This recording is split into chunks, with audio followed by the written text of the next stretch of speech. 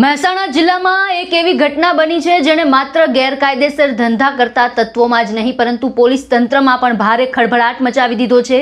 ગાંધીનગરથી આવેલી state monitoring cell એટલે કે એસએમસીની ટીમે વડનગર પોલીસ મથક વિસ્તાર સહિત વિવિધ સ્થળોએ એક પછી એક દરોડા પાડતા અનેક સવાલ ઊભા થયા છે।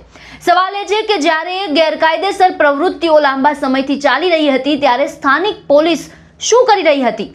શું આ ધંધાઓ અંગે સ્થાનિક તંત્રને કોઈ જાણ નહોતી કે પછી જાણ હોવા છતાં અસરકારક કાર્યવાહી કરવામાં નહોતી આવતી?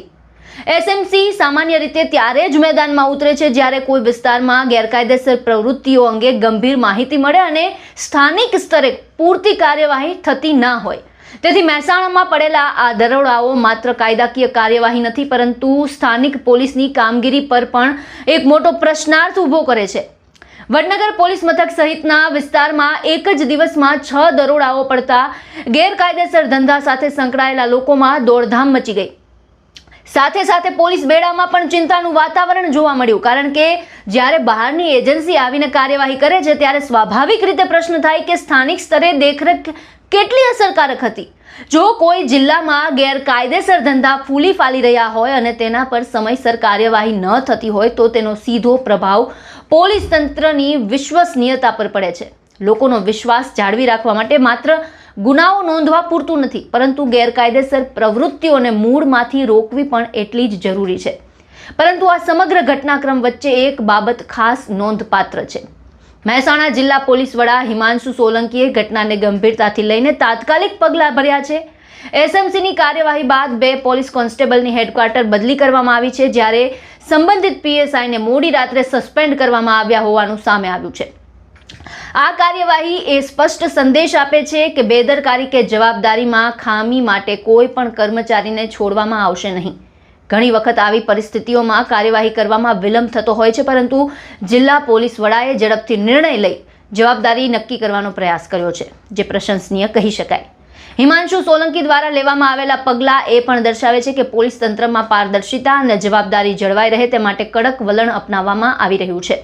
જો કોઈ અધિકારી અથવા કર્મચારી પોતાની ફરજમાં ઉણપ રાખે છે તો તેના સામે કાર્યવાહી થવી જોઈએ અને આ જ ભાવના અહીં જોવા મળી છે। હવે સૌથી મોટો સવાલ એ છે કે શું આ કાર્યવાહી માત્ર શરૂઆત છે? શું હજુ વધુ જવાબદારો સામે પગલાં લેવામાં આવશે?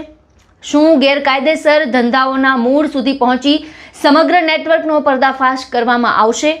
આ સવાલનો જવાબ તો આવનારો સમય આપશે પરંતુ એટલું ચોક્કસ છે કે એસએમસીના દરોડાઓએ મહેસાણામાં ચર્ચાનો વિષય ઊભો કર્યો છે અને સ્થાનિક પોલીસની કામગીરીને લઈને ગંભીર ચર્ચાઓ શરૂ કરી છે।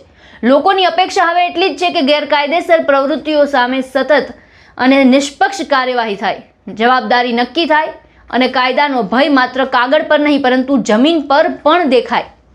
ફિલહાલ મહેસાણા જિલ્લામાં થયેલી આ કાર્યવાહી એ સ્પષ્ટ સંદેશ આપે છે કે ગેરકાયદેસર ધંધાઓ સામે હવે કડક વલણ અપનાવવામાં આવી રહ્યું છે અને જિલ્લા પોલીસ વડા હિમાંશુ સોલંકીએ ઝડપી પગલાં લઈ જવાબદારી નક્કી કરવાની દિશામાં મહત્વપૂર્ણ શરૂઆત છે તે શરૂ કરી દીધી છે।